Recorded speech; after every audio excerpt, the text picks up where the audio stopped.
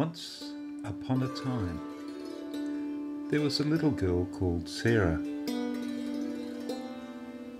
Sarah was very beautiful, with long golden hair and blue eyes.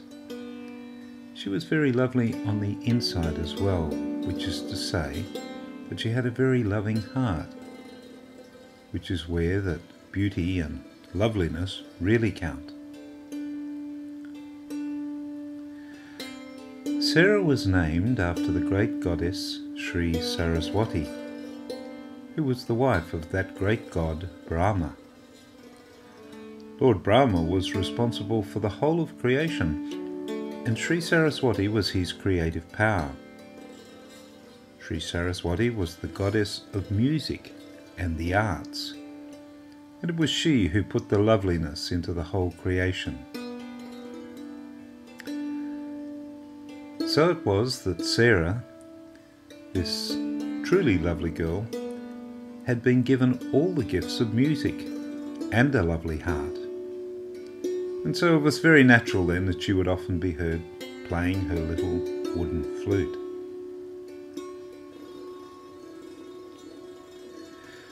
One day Sarah was out for a walk when she came across a pleasant grove of trees. She did not really remember seeing the grove before, and yet Sarah was certain that she had walked that way many times. The grove was really enchanting. It had many fine trees, including orange and lemon trees and tall pines and willows, and it had so many beautiful flowers, ferns and shrubs that you could hardly see the earth. The smell of all these flowers combined was the most irresistible perfume that you could imagine, and the most beautiful birds were darting here and there. Sarah noticed a little path winding away to her left hand, and wondered where it might lead. She decided to follow it. Just as Sarah decided to follow the path, the sun came out from behind a cloud and shone very brightly. Sarah's heart took a leap, and all of a sudden she felt incredibly happy. She set off at a brisk walk, but soon felt there was no need to rush and settled into a comfortable stroll as she walked on into the grove. Within a few minutes, Sarah realized that this was more than a grove of trees. It was a small forest, and perhaps not quite so small either. How could I have missed this lovely place before? She wondered to herself, not quite out loud. Oh, you were just distracted for a while, said a tiny little voice. Sarah stopped dead. She was startled. She looked about. There was no one anywhere to be seen, and yet she was sure she'd heard a little voice, and quite close by. Sorry, said the little voice. I didn't mean to startle you. Here. Over here. Sarah looked hard in the direction of the voice, and yet all she could see was a little blue wren, about the size of a willy wagtail, and with the most vivid dark blue green feathers. The blue wren was looking straight back at her. Yes, it's me, said the little wren. Sarah couldn't believe her ears. Here was a little blue wren sitting in a lemon tree, and unless she was dreaming, this bird was speaking to her. Are you speaking to me? Asked Sarah in a very low voice. First the wren nodded and then said, Yes, I am. Allow me to introduce myself. I am Consuela. I've been asked to come and greet you, so welcome. Sarah noticed that this little wren, Consuela, seemed to be talking without moving her beak. That's right, said Consuela. I'm speaking without speaking, if you know what I mean. Yes, said Sarah, who realized that she'd had her unspoken thoughts heard by the little wren. I really must be dreaming, said Sarah out aloud. No, not at all, answered Consuela. In fact, you're really awake for the first time.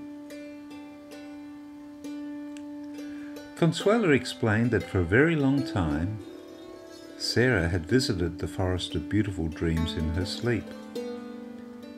Whenever she awoke after these dreams, she had felt like she was very happy, but she hadn't quite realized why. Now, for the first time, she was fully awake and in the forest of beautiful dreams at the very same time. But how? Sarah asked the little wren. Again, Consuela explained. Well, for most people, the forest of beautiful dreams is real only in their dreams.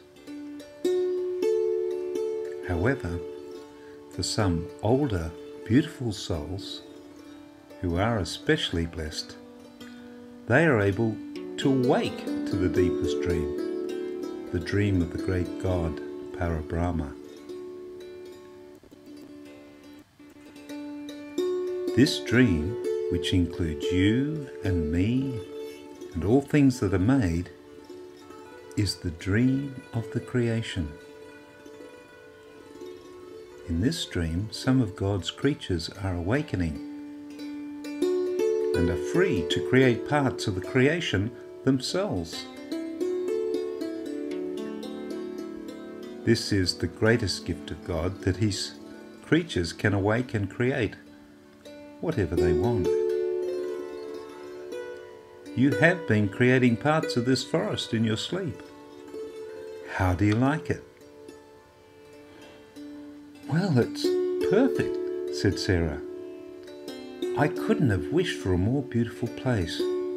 But tell me, I am still dreaming, aren't I? In the sense that we are all part of a life's dream, we can say that we're asleep, or that we've been waking up, and yet the difference for us is that in this moment, now, we know we are. Now the chance is to stay awake, to join in, and perhaps help others to awaken to this dream of Parabrahma, explained Consuela. Sarah sat down and thought for a while, then said, So what you're saying is that for a long time I've been asleep, and that now I'm becoming fully awake. Yet you say that everything, you and I and all the creation, everything I'm waking up to, is part of this deeper dream of creation by that God Brahma? Yes, yes, you've got it, cried Consuela, dancing backwards and forwards on the branch. But don't forget his power, Sri Saraswati. So what is the dream of Brahma and Saraswati, and what is its purpose? Why are we here, and how is it that you can talk and speak to me without speaking out aloud? Asked Sarah. I think it was easier when I was asleep and only thought I was awake. Consuela laughed and laughed and laughed, her whole body shaking. At last the little blue wren was able to reply. Why, you are, we are, the dream of Parabrahma and Sri Saraswati. And the greatest joy is to realize this, to awaken fully. Just look around. Sarah gazed at her surroundings, full of the most beautiful flowers, plants, birds, trees, mountains and waterfalls. How lovely, how good was everything she could see. She reached down and picked a white rose from the climbing rose bush nestled at the base of Consuela's tree. It was extremely delicate, blushed with pink on the edges of the petals. Sarah was lost for a minute as she gazed into the rose. It was infinitely beautiful, lovely and perfect. "You are like this rose," whispered Consuela. "You are made by Brahma, blessed with beauty by Sri Saraswati, and you are growing in the garden of their dream." They both went into the silence. Everything in this garden is made by, grown by, nourished by, looked after by God's divine love.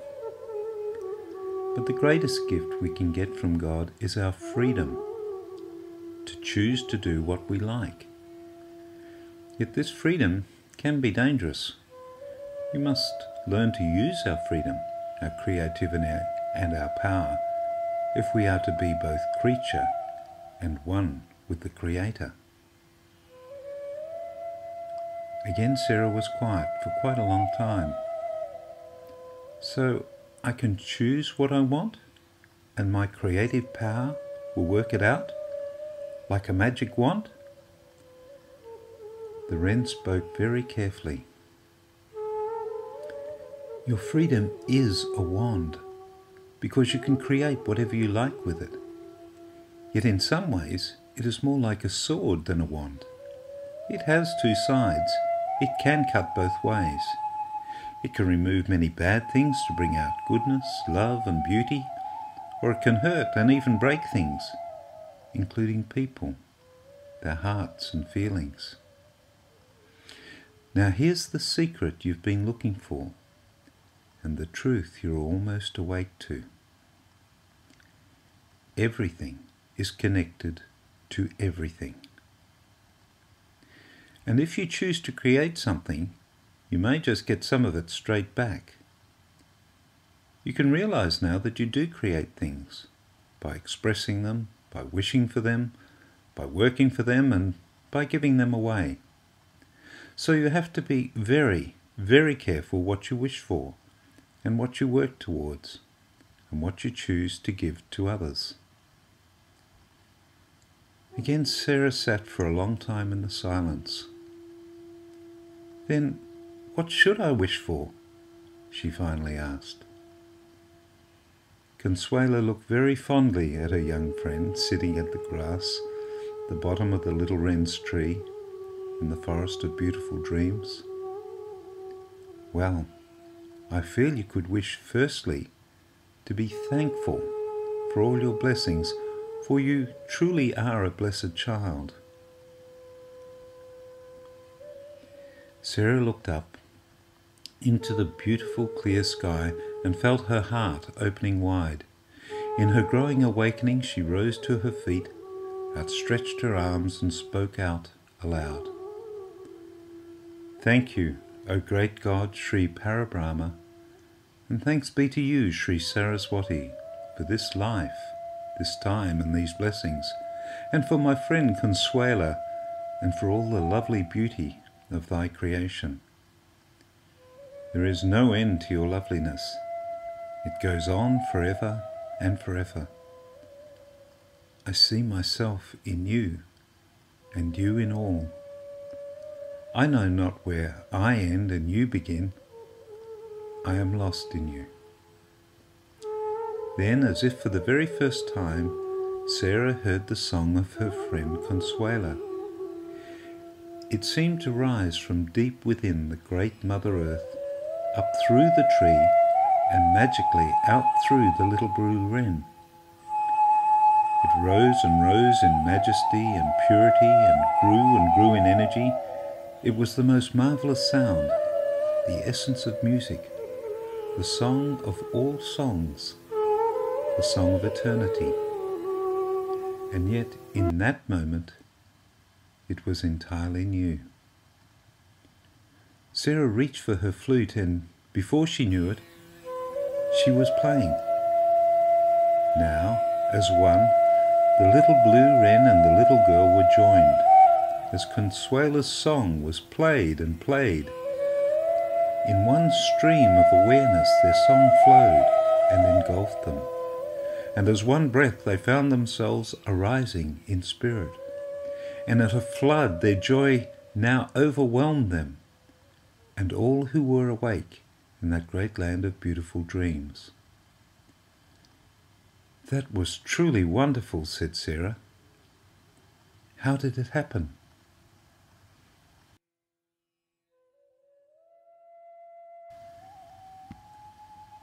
Consuela now was growing with light.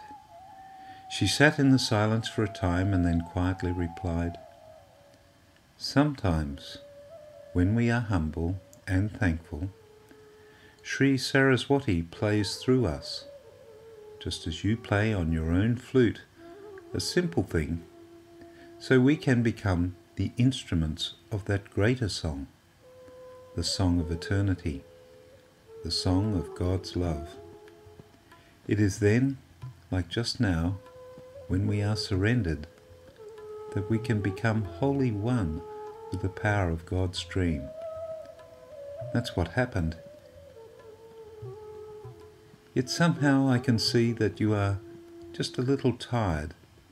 So for now, let's sleep again, and tomorrow I'll still be here, and we'll reawaken again, and then we will play some more."